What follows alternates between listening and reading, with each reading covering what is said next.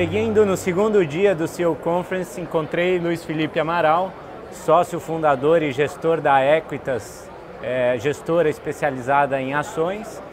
Luiz, conta um pouquinho pra gente o que você está achando do evento, como é que estão as conversas. Obrigado por me receber. O evento está muito bom, mostrando aí a capacidade do BTG Pactual atrair um grande número de formadores de opinião, tanto empresários, CEOs, CFOs, quanto políticos, e o ambiente reflete bem o novo momento que o Brasil está passando, né? Você está com a equipe de analistas fazendo as entrevistas com os CEOs? Sim, a gente tem se dividido entre one-on-ones com CEOs e CFOs e alguns painéis que eu tenho assistido também. Então a gente sai daqui, final de dia é juntar a equipe para, enfim, trocar ideias e ver o que cada um absorveu, e está sendo bem produtivo. É bastante informação. Bastante informação para digerir. Então vamos agora entrar na parte da gestão da Equitas. Como é que funciona a filosofia de investimento de vocês? Existe uma fórmula mágica para gerir ações? Não existe fórmula mágica.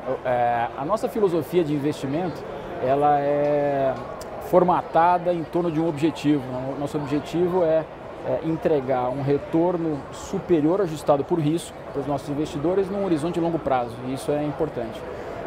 Foco primordial nessa busca por esse objetivo é controlar risco e evitar perda de capital permanente. Então, o nosso principal foco é a proteção de capital. Tendo tomado cuidado com isso, quer dizer, a gente vai buscar daí um retorno adicional. E para isso a gente tenta identificar o que a gente sabe fazer bem, né, o nosso círculo de competências, e aplicar. É muito parecido com o que a gente demanda, né, e olha nas nossas empresas. É gente que consegue ter um diferencial competitivo, que vem ao longo do tempo com experiências, ajustando o seu processo e melhorando. O que a gente faz normalmente é tentar identificar empresas através de uma análise fundamentalista, entender fundamentos, entender para onde caminham as forças de mercado e onde é que a empresa está inserida, e tentar identificar situações onde a gente acha que a nossa percepção de valor intrínseco daquele ativo, daquela empresa, é maior do que o preço das ações. Então, o nosso ganho está em grande parte de contar com essa migração, de que a gente está vendo em relação ao valor intrínseco é diferente do preço, e vai haver uma migração ao longo do tempo para esse valor intrínseco. Entre ativos com desconto e qualidade, o que vocês têm preferência por olhar quando vai fazer um investimento numa empresa?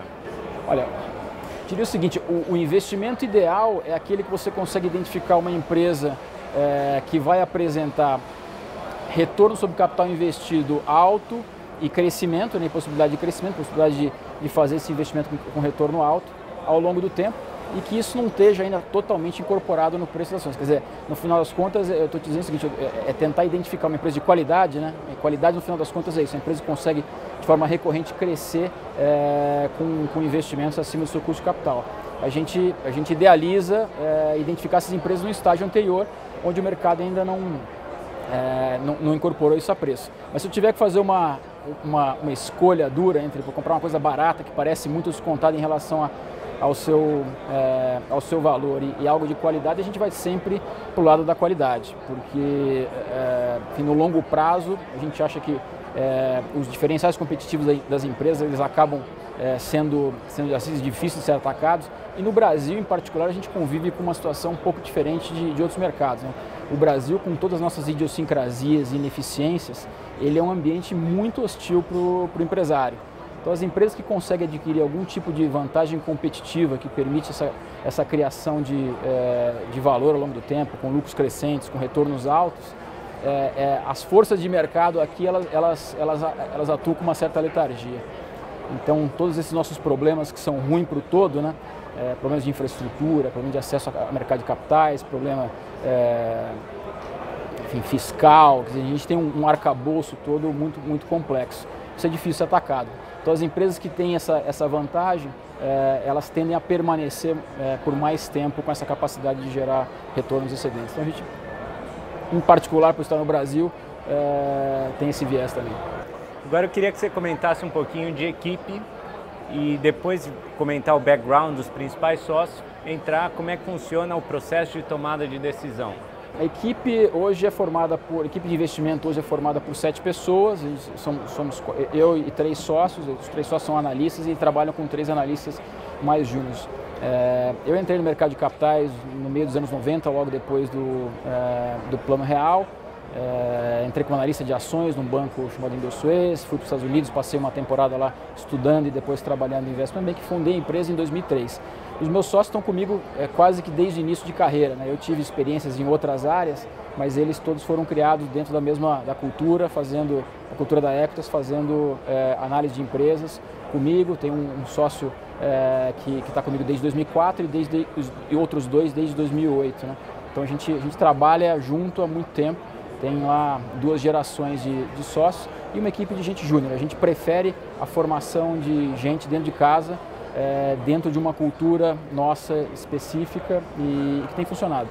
Já tem quase 2 décadas também. Tem quase 2 décadas aí de experiência. E o processo de tomar decisão, ele é concentrado ou ele é um consenso dentro do grupo? A gente busca o consenso, né?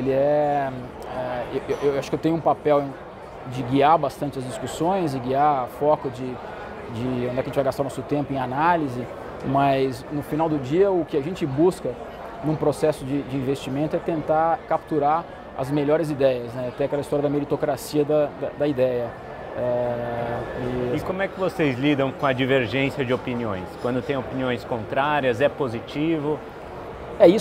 Isso é super positivo e difícil você conseguir nutrir um ambiente onde as pessoas se sintam livres para colocar opiniões diferentes. Isso é muito importante, principalmente num processo em que a tomada de decisão é feita em grupo. A gente pode ter uma característica que normalmente acontece nos grupos, que são consensos que acabam se reforçando. As pessoas buscam reforçar o que elas já sabem, o que elas já acreditam.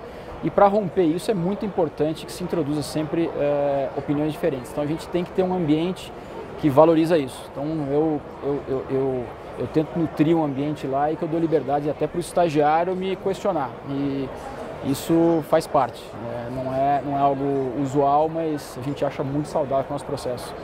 E qual o horizonte de investimento do fundo quando você compra uma ação? Quer dizer, quanto tempo você considera que o preço ele tem que convergir para o valor que vocês calcularam? A gente trabalha com um horizonte de investimento de 3 a 5 anos. É um horizonte onde nosso foco não é identificar os movimentos de curtíssimo prazo, a gente acha que tem muito ruído nesses movimentos de curto prazo, acho que a gente faz muito bem identificar essas tendências mais de médio, diria, longo prazo, e a gente conta que nesse intervalo o mercado convirja para a nossa visão. A gente tende lá a achar também que se não aconteceu isso em 5 anos é porque o call inicial estava errado. Então 3 ao 5 é o nosso alvo e é onde a gente tem permanecido. Se olhar nossas principais posições ao longo do tempo, elas têm tido um tempo de permanência na carteira por volta de 40 meses. Não é bem aderente a esse alvo que a gente tem. Podia explicar um pouquinho para o investidor como é que funciona o conceito da margem de segurança e do valor intrínseco que vocês utilizam para construir o portfólio? O conceito acho que é simples, né? A dificuldade está em conseguir mensurar essas coisas, né? O valor intrínseco é basicamente a expectativa que se tem de geração futura de lucro das empresas, né? Isso trazido a um valor presente. A gente entende que o valor intrínseco, enfim, tem um grau de incerteza muito grande, a gente lida com questões prospectivas, futuro é incerto, então a gente trabalha, na verdade, com uma distribuição de possíveis valores intrínsecos. E a margem de segurança é você identificar um valor intrínseco que seja muito diferente do preço, né? O preço tem que ser muito abaixo do valor intrínseco. Quanto maior essa diferença, maior a sua margem de segurança. Então a ideia é poder acomodar, inclusive, erros nossos de avaliação. A gente não acertei exatamente no alvo, mas eu acertei meio que nas proximidades, o que foi suficiente para não perder dinheiro. Essa é a ideia da margem de segurança. E do ponto de vista de risco, você comentou que o foco é de preservação de capital. Como é que funciona a parte de controle de riscos na prática? Controle de risco acho que eu classificaria acho que em 3 níveis, né? Tem um principal que parte da identificação disso que você acabou de comentar, de uma margem de segurança grande o suficiente. Se a gente conseguir compor o nosso portfólio o tempo todo com uma margem de segurança, com uma diferença entre preço dos ativos e a nossa percepção de valor intrínseco grande, a gente acaba evitando ter grandes solavancos aí de um horizonte longo, né? Uma probabilidade menor de perda de capital. Esse é o primeiro nível. Acho que o segundo nível vem a partir da construção de um portfólio diversificado, daí não só em número de ações, mas em setores diferentes e no final das contas também em fatores de risco diferentes. Você pode ter empresas que estão em setores aparentemente diferentes, mas que estão sendo, que o elemento de geração de valor ele acaba sendo o mesmo, né? Consumo no Brasil ou commodity. Quer dizer, o portfólio tem que ser bem balanceado. Para te dar um exemplo do que aconteceu com a gente ano passado, boa parte do tempo a gente tem essas duas ações na carteira, mas a principal posição do fundo durante bastante tempo foram posições em CVC e Iguatemi. São nomes domésticos muito ligados aqui a consumo no Brasil. E uma das principais posições do fundo também, que compõe muito bem para o risco do portfólio como um todo, é a Tupy. É uma empresa que fabrica blocos de motor e 85% da receita deles vem de exportação. Quer dizer, é uma empresa em que as coisas não indo tão bem para o Brasil e o câmbio se desvalorizando, ela tem um benefício. Quer dizer, tem um fator de risco que age no sentido contrário. Isso acaba me dando um balanceamento de diversificação de risco interessante. E hoje a Tupy compõe um portfólio? Compõe. Você pode comentar o percentual que vocês têm à disposição? Hoje a gente tem uma participação de por volta de 7% na Tupy, ela é bem expressiva. E o portfólio conta com quantas ações? Normalmente entre 15 a 20 ações é o portfólio ideal. Sempre comprado, é um fundo long only, correto? Ele é um fundo long only que a gente tem flexibilidade para fazer posições short. Quer dizer, nesse nosso processo de análise e entendimento dos setores das companhias, normalmente sai como resultado não direto desse processo de análise a identificação de um caso muito ruim. Então a gente quer ter flexibilidade para, quando acontecer de identificar casos ruins, o nosso processo também de análise fundamentalista funciona para identificar esses casos, a gente pode implementar no portfólio. Geralmente tem uma posição ou outra com uma participação bem menor, que me serve também para diversificar o risco do portfólio. Mas não enfim, em termos de alocação do risco, ele está bastante concentrado na parte comprada das ações. E você pode dividir um pouquinho com a gente como é que está sendo as discussões aqui no evento e as visões que a Equitas tem para a Bolsa como um todo? Bom, acho que as discussões elas estão muito ligadas ao momento novo que a gente está passando, as incertezas, né? Se fala bastante da incerteza desse ano com o quadro eleitoral, isso é fato. Isso não necessariamente é ruim. Um ambiente que tem incerteza, ele acaba contendo um pouco os preços, né?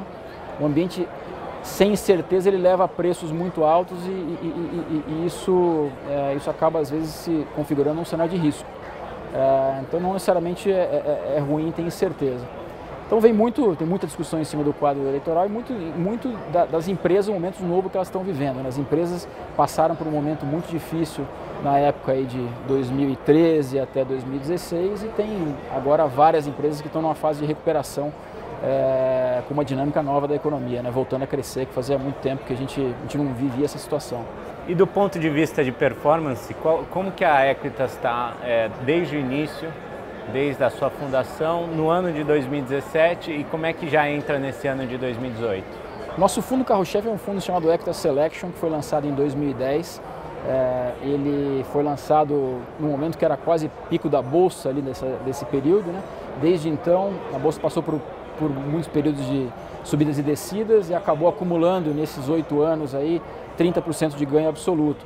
O fundo acabou acumulando 315%, então isso dá um retorno anualizado de um pouco acima de 20% contra 4% da Bolsa, um pouco acima de 10% do CDI nesse período. Então o fundo foi muito bem. Esse horizonte de longo prazo é o que eu dou mais valor, né? Porque enfim, o nosso processo de investimento ele é voltado para um horizonte um pouco mais longo enfim, olhando esse período desafiador que a gente passou e tendo o resultado que a gente teve, eu estou satisfeito com o retorno de longo prazo. E o que se deve a essa performance tão expressiva que vocês tiveram desde a fundação? É a questão do processo? Você atribui ao quê? Eu acredito que sim. Eu acredito que tem uma série de fatores, né? A gente trabalha sempre com um ambiente de incerteza e isso sempre tem elementos aleatórios que influenciam performance, principalmente no curto espaço de tempo. Por isso que eu gosto de olhar um tempo mais longo, mas eu acredito que é em função do nosso processo de investimento, a qualidade da equipe junto a um processo de investimento bem estruturado que vem sendo amadurecido ao longo do tempo. Como vocês enxergam posições concentradas por amplo consenso no mercado? Geralmente, a gente encara consenso, né, posições que são compradas, eu imagino o lado positivo, né?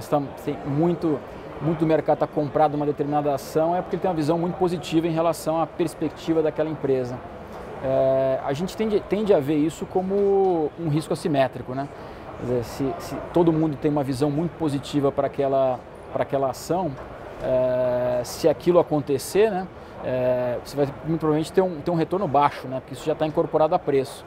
E se algo diferente, pior acontecer, a queda é grande. Então você acaba tendo uma assimetria de retorno. Retornos esperados pequenos para uma queda potencial grande. Então a gente tenta fugir dos consensos de mercado. Do ponto de vista da equipe, como é que é feita a divisão dos seus analistas? Eles cobrem diferentes setores? Explica para a gente um pouquinho como é que você fez essa estruturação. A gente divide os analistas por setores, isso tem muito a ver com a experiência de cada um, né, acumulada.